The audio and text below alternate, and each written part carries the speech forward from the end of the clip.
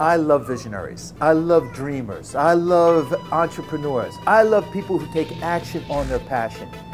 Wrap that all up and you have Mason Gordon.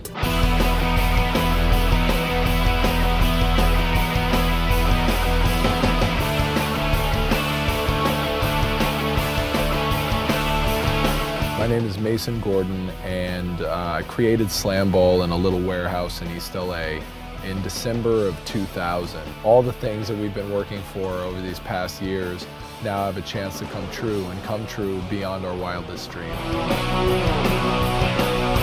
Well, I basically only did 3 things growing up. I played basketball, I played football, and I played video games.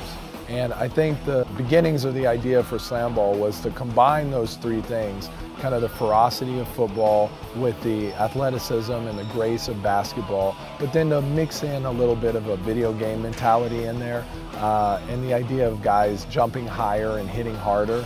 And that combination just kind of got thrown into a blender. Well, the first court wasn't a pretty sight. I mean, at one point, I think one of the players actually fell through the floor. First court really only had 1 spring bed, and guys would run at it and then take off. And from there, we learned that you really need 2 spring beds, 1 for the offense and 1 for the defense. So we had these little crappy mini tramps that were about this big, and they were pretty much a death trap because you'd be running at them full speed, and then you'd try to hit this little tiny circle with both feet.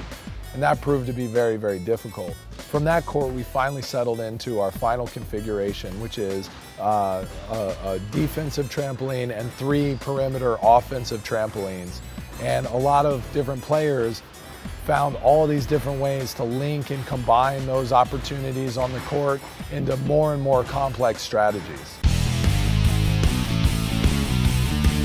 The ice hockey walls are actually a lucky accident. When we first started playing SlamBall, obviously the whole court is elevated in order to compensate for the spring beds giving down to the floor. And anytime there was a bad pass or a loose ball, it would just go right off the decks.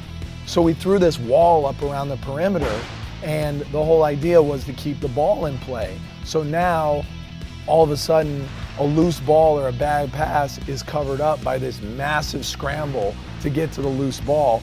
But in SlamBall, everything's happening like that. And then all of a sudden, guys started checking people into the glass and making passes off the glass and dribbling off the glass. And that's when we realized that, you know, we really have something here.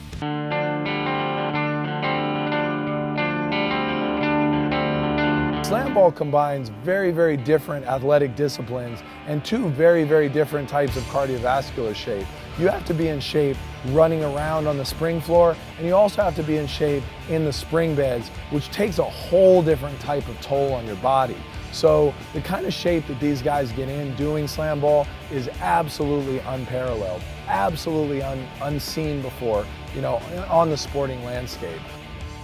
There's this thing about SlamBall that we're really happy with. It's that when people watch SlamBall on TV, there's always this thought that, oh, I can do that.